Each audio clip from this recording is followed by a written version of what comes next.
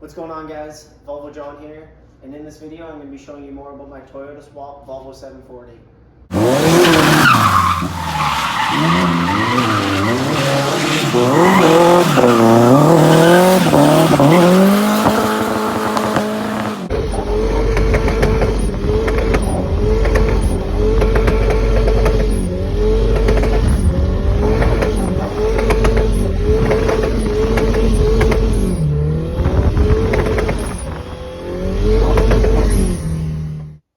Alright, let's get right into it.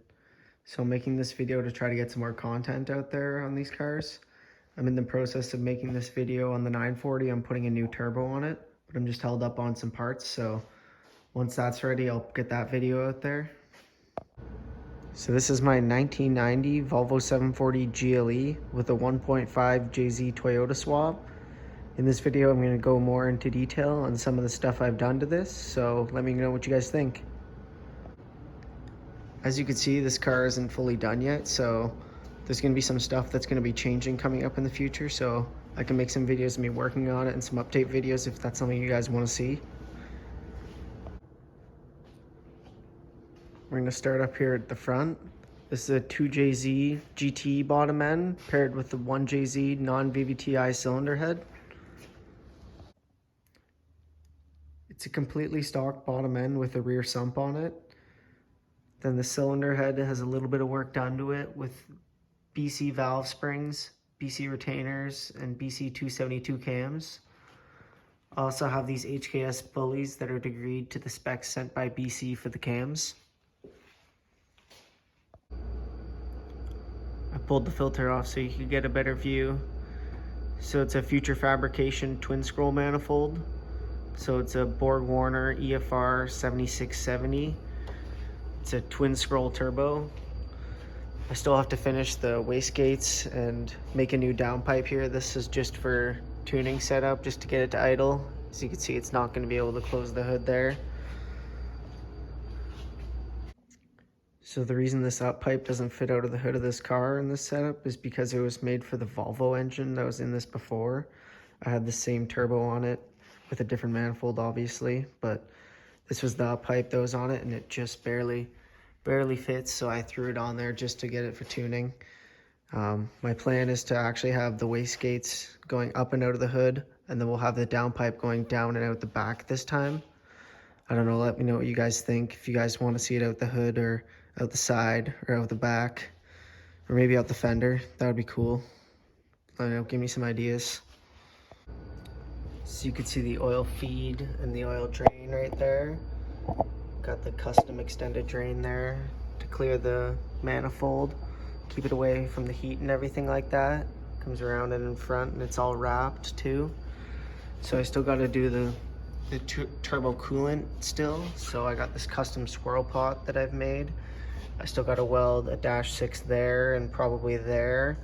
For the feed, we'll probably go there to there, and then the return will come around, probably dump right back into there. I'm also unsure if I'm gonna run water in my wastegates or not. I might just run those dry. We'll see. So you can see it's super tight. So this front rad support was made by Mike Attell when I had my Volvo engine in here, and I had to make a bunch of parts for it. So this intercooler pipe was actually made by him too. It was made for the Volvo engine, but fit perfectly in this setup too, so I decided to keep it. You can see it's a super tight setup, super sturdy. You can check out all the sweet welds, zip tie mount for the lights. So it's a vibrant core, and then he welded these custom end tanks on it, so it's like sweet fitment. So there's no like super long piping, it's just super short and direct for keeping the spool times low.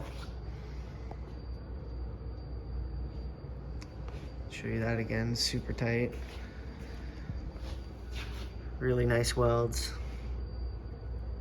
All adjustable. Super sturdy, so that's why I decided to keep it. So the only thing that looks like off to mod with this setup is the upper rad outlet. So I'll probably have to cut this off and weld a 90 here so I can just put a straight pipe across there. Some people were telling me to put a straight or block it off and weld a straight on this, but it's not really close. And if I ever want to put a Volvo engine back in this car, I'll be able to with that setup. So here's just a stock 1JZ intake manifold. I cut down the throttle body so it's not as long. I still have to make a throttle cable bracket there. I'll weld that on. It's a radium fuel rail with 1000cc injectors. I plan on getting bigger injectors in the future when I plan on getting some race fuel, but for now I'll just be running 91.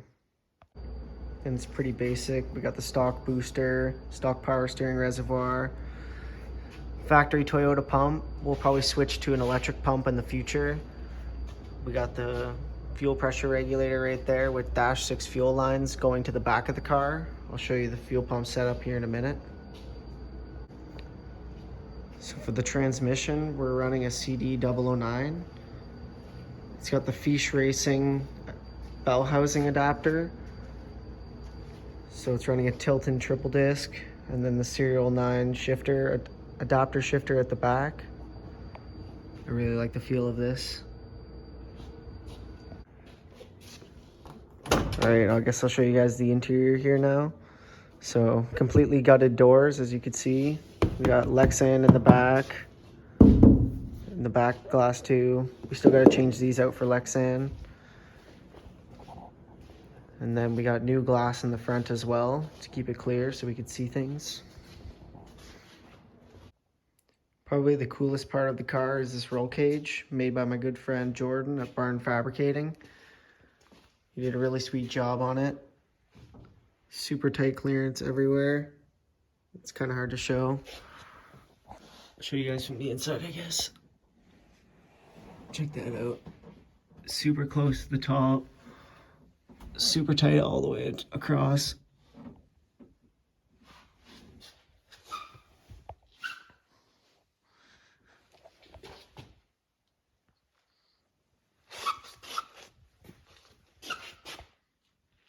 Really nice work. Then we got a floor pan there to keep my feet up a bit so I'm not holding up the feet when I'm doing some throttle work.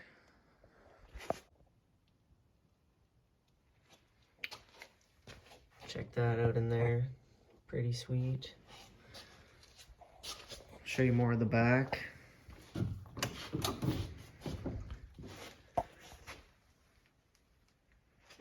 Gotta repaint the floor. There's some rusting, as you can see. If you guys got any ideas in the comments there on what I should coat it with. Not the best paint job that I did in the interior. It's really rushed when I did it, but I can go over it again. It's not a big deal. I still gotta mount these seat belts, these harnesses here. You can see the power wires and the hot rear hydro line coming through the car there. Comes up through the back for this rear firewall delete. Rear firewall panel, sorry. So in here we also have a custom steering shaft. So it fits my seat better, my seat position. It's got custom seat rails made. Jordan also made those. Both on the same side. Basically just push them back further so it's back and lower. I'm really small, so that's why it's pushed really close there. Not many people could fit in it, but all these switch panels I have on the side here are just temporary. All the ones that are zip tied. I'm gonna be planning on making a big center one here with all of them onto it. I just have those there just so it can be tuned, and they're at least hanging in the car. That was really easy to make up. As you can see, the car is running a Haltech Elite 2500 with a Wiring Specialties wiring harness. Then the chassis harness was wired by Perfect Tuning. Check out this sweet fuse panel they made for the car. It's really serviceable. All you gotta do is just flip it up there and all the wires are accessible. You can see the big mess I got going on under there. Put that back down, but still a lot to figure out, and clean up still. So here we got my hydro e-brake, running an FDF ball bearing hydro. Really like the feel of this thing, it's super sturdy, so I've only got to use it once. I can't wait to use it this year, so we'll see how that goes. So here on the cowl, we got the main battery shut off.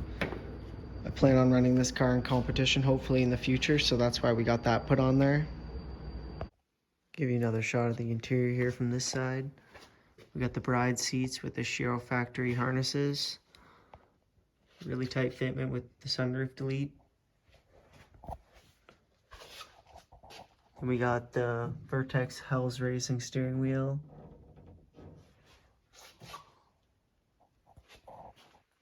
And the janky sunroof delete that I still gotta remake.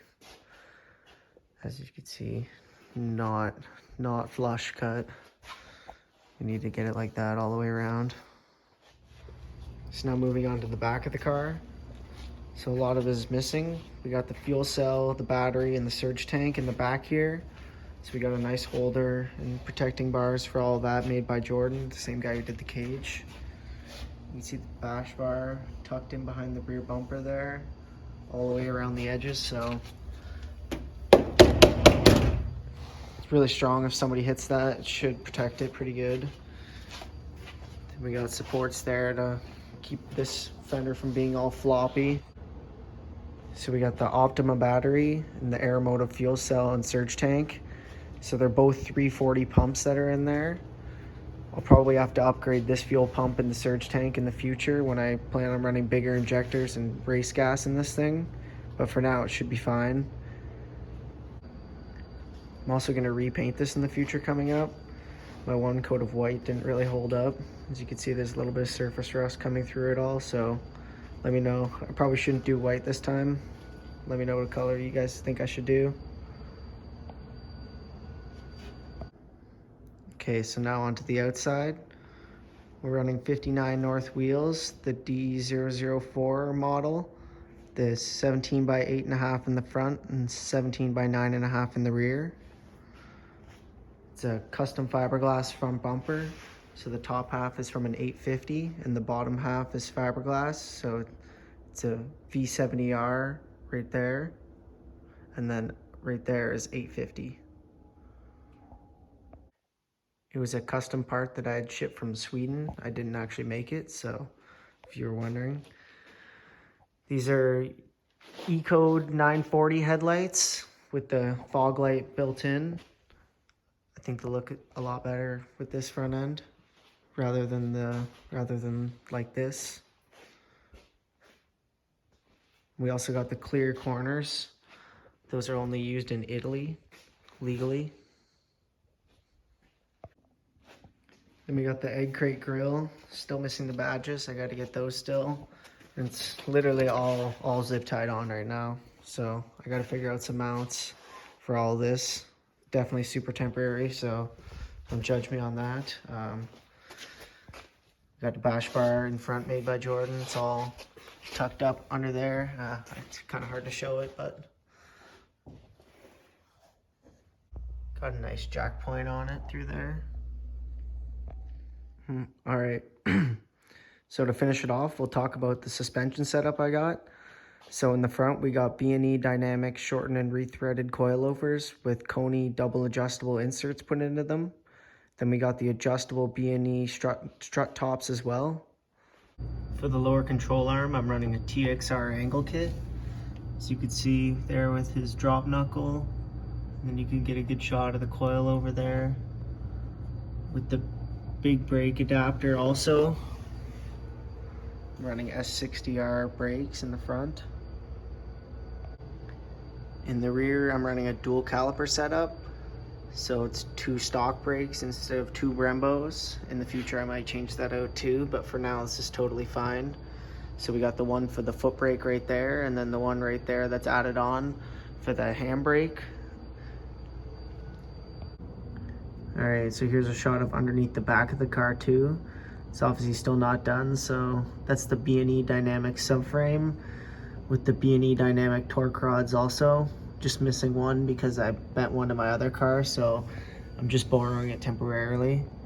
I also have the drive shaft out of it. It's actually right back there, as you can see.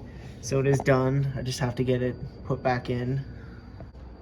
Alright, so I'm going to wrap up this video here on the Toyota Swap Volvo 740. Let me know if you guys have any more questions on this setup. I'm definitely going to make some more videos on it, and this coming up in the future once I get some more stuff done to it. So keep your eyes peeled for that. But for now, make sure you guys like, comment, and subscribe for more. Peace out.